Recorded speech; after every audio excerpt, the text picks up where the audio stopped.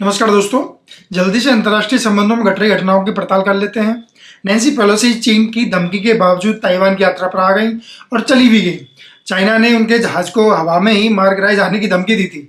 मैंने पिछले वीडियो में कहा था कि इस तरह की धमकियां को अमेरिका जैसा राज्य जो है बहुत सीरियसली नहीं लेगा, लेकिन यही धमकी किसी छोटे राज्य के लिए या कमजोर स्टेट के लिए होती तो इसको अवश्य बहुत सीरियसली लेता। फिर भी ऐसा नहीं है कि अमेरिका ने इसको बहुत ही लाइटली लिया हो।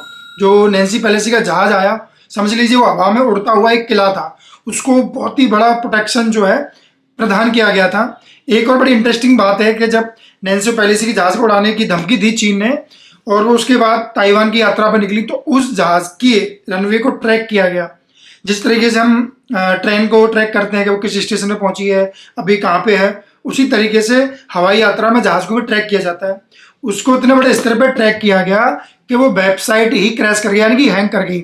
इसमें सबसे दिलचस्प बात यह है कि नैन्सी पेलोसी के ताइवान पहुंचने से पहले ही चीन जो है अपना ताइवान की सीमा क्षेत्र में जो है मिलिट्री ड्रिल शुरू कर चुका था, क्योंकि उसने धमकी दी थी। अब नैन्सी पेलोसी जो आई हैं, वहाँ की ताइवान की जो प्रतिनिधि है, राष्ट्रपति, उनसे मिली हैं और वापस भी चली गई हैं। 25 साल के बाद 25 साल में पहली बार ऐसा हुआ कि कोई बड़ा नेता अमेरिका आया है चीन की धमकी के बावजूद। चीन बड़ा परेशान हो गया है। ये मामला कुछ वैसा ही है जैसे अमेरिका ने यूक्रेन को भड़काया, उसको चने के पेड़ पे चढ़ाया, समझ लीजिए। उसका कहा गया कि नाटो आपके पीछे खड़ा है। ये नाटो है, नॉर्थ अटलांटिक ट्रीटी ऑर्गेनाइजेशन। ये इसमें जो देश शामिल होते हैं वो सामरिक सुरक्षा के कवच में जो है सम्मिलित होते हैं कि किसी एक देश पे हमला किया जाएगा, नाटो के बाहर सदस्य आ रहा तो नाटो के सभी सदस्य जो है इसकी मदद करेंगे। लेकिन यूक्रेन की मदद करने कोई नहीं आया और यूक्रेन बेचारा फंस गया। जो है रसिया उसके पीछे पड़ा हुआ है, यूक्रेन को तबाह कर दिया है। तो विश्लेषक कह रहे हैं कि कुछ ऐसा ही ताइवान के साथ ना हो कि ताइवान को अमेरिका जो है फिर से चढ़ा रहा है, ताइवान को हम मदद करेंगे, ताइवान की हम लोकतांत्रिक प्रक्रिया में मदद करेंगे। कहीं ताइवान इससे जो है फूल जाए और चाइना से पंगा कर बैठे। चाइना जो है कहीं रशिया जैसा यूक्रेन का हाल किया है, कहीं चीन वैसा हाल ताइवान का ना कर दे। क्योंकि अमेरिका जो है यूक्रेन को बचाने नहीं पहुंचा है, अपनी सेना वहां नहीं पहुंची है, ना तो नाटो वहां पहुंचा। हाँ, नेताओं ने अपने बयान जरूर दे दिए, अपनी जो है बेचार की जरूरत प्रकट कर दी, खेद जरूर प्रकट कर दिया, लेकिन इन एक्शन प्रैक्टिकल वे में तो कोई मदद नहीं की। अब इसमें एक प्रश्न आता है भारत के संदर्भ में, उसको देख लेते हैं जल्दी से कि भारत का इस पूरे घटनाक्रम में क्या मामला होना चाहिए। देखो यार, जब 1971 में युद्ध हो रहा था ना, तो अमेरिका जो है वो पाकिस्तान के फेवर में आ गया था। उसके जो समुद्री बेड़े थे, जहाज थे, वो भारत के खिलाफ आ गए थे। तो रशिया ने हमारा साथ दिया था। तो रशिया ने अपना जो है लड़ाकू पोत जो है बंगाल की खाड़ी में उतार दिया था, अमेरिका की जो लड़ाकू पोत थे उनके खिलाफ। तो यार रशिया हमारा ना बहुत पुराना मित्र रहा है, वो हथियार भी हमें देता रहा है। लेकिन वो रशिया ना इस वक्त चाइना के पीछे खड़ा है, चाइना के साथ खड़ा है। इसमें थोड़ा सा और पीछे ले जाता हूँ कि चाइना के संबंध में जो भारतीय नेताओं की नीति रही है वो थोड़ी आदर्शात्मक रही है। जैसे कि तिब्बत के मसले पे, ताइवान के मसले पे, चाहे वो नेहरू हों, उन्होंने भी उसको चीन का जो हिस्सा माना। अटल बिहारी वाजपेयी थे, उन्होंने भी हिस्सा माना। लेकिन आज क्या हो रहा है, जिस सीमा पे भारत और चीन सहमत थे, उस सीमा पे कि कोई सैनिक गतिविधि, युद्ध या विवाद नहीं होगा, उस पर चीन जो कब्जा करके बैठा हुआ है, अंदर घुस के बैठा हुआ है। लद्दाख का क्षेत्र घेरा हुआ है, गांव बसाए हुए हैं। तो नेहरू जी ने भी यही कहा कि चलो चीन का हिस्सा है, अटल जी ने भी यही कहा कि ताइवान जो है, तिब्बत जो है चीन का हिस्सा है। लेकिन चीन तो कुछ और ही कर रहा है। हो सकता है कि हम अमेरिका के साथ चले जाएं, अमेरिका के साथ इसमें बयान दर्ज करते हैं, ताइवान में अस्थिरता को उत्पन्न करने के लिए भारत भी प्रयास करने लगे।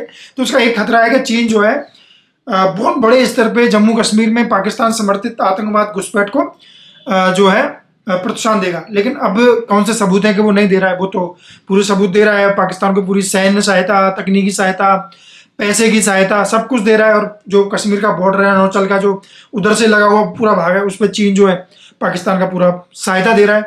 तो मुझे ऐसा लगता है कि भारत को अमेरिका का समर्थन देना चाहिए और ताइवान मुद्दे को थोड़ा गर्म करना चाहिए।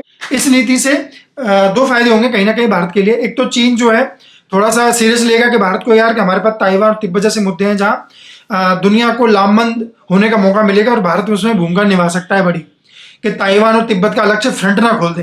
तो एक तो ये होगा। दूसरा ये होगा कि जो भारतीय सीमा पे उसने डेरा डाल रखा है, जो एक्टिविटीज़ कर रहा है, गांव बसा रहा है, बॉर्डर बसा रहा है, उसके जो वेपन्स व्हीकल्स हैं वो एक्टिविटी कर रहे हैं, ड्रिल कर रहे हैं, तो उसमें भी अंकुश लगेगा, उसका ध्यान जो है कहीं और लग जाएगा।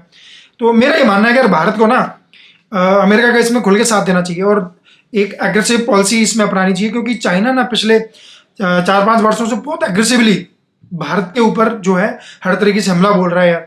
तो भारत को भी इसका लप्पू जने से जवाब ना देके पूरी आक्रामकता और पूरी ताकत से जवाब देना चाहिए कि भाई देखो, हमारे पास भी तिब्बत और ताइवान जैसे मुद्दे हैं जिन पे हम अंतर्राष्ट्रीय स्तर पे आपके विरोध में जा सकते हैं, अस्थिरता पैदा कर सकते हैं और हम भी कूटनीतिक तरीकों से वहाँ आपके लिए अलग से फ्रंट खोल सकते हैं। तो चाइना जरूर कश्मीर को लेके उसको लेके हो सकता है कि कुछ कट्टर नीति अपनाए, लेकिन वो कौन सा अभी सॉफ्ट जो है पॉलिसी अपना रहा है वो अभी भी कट्टर है। तो yes, this is my take. आगे देखते हैं क्या होता है। वैसे भी 1945 के बाद जो है दुनिया बहुत शांत रही है। बीच बीच में कभी कभी जो है खाड़ी संकट आया या तालिबान का संकट आया, जब जरूर लगा कि थर्ड वर्ल्ड वॉर के द्वार खुल सकते हैं। तो जब भी कोई बड़ा मसला होता है, यूक्रेन पे संकट जब आया तो कहा गया कि तीसरा विश्व युद्ध हो सकता है, पर तीसरा विश्व युद्ध इतना आसान भी नहीं है।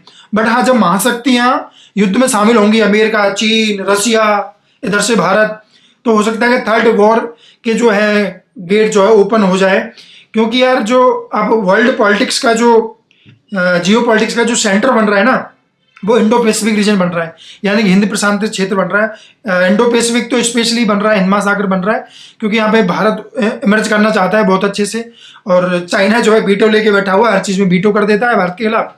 तो yes, the world politics, the geo politics is shifting to the Indo Pacific region from past 10 years. और क्वाड ने उसमें जो क्वाड्रिलेटरल डायलॉग फॉर्म था, जिसमें ऑस्ट्रेलिया, अमेरिका, जापान और भारत हैं, शिंजो अबे जो देहांत हो गया, उन्होंने जो फॉर्मूला दिया था, जो आइडिया दिया था, वो भी चाइना के लिए ही था।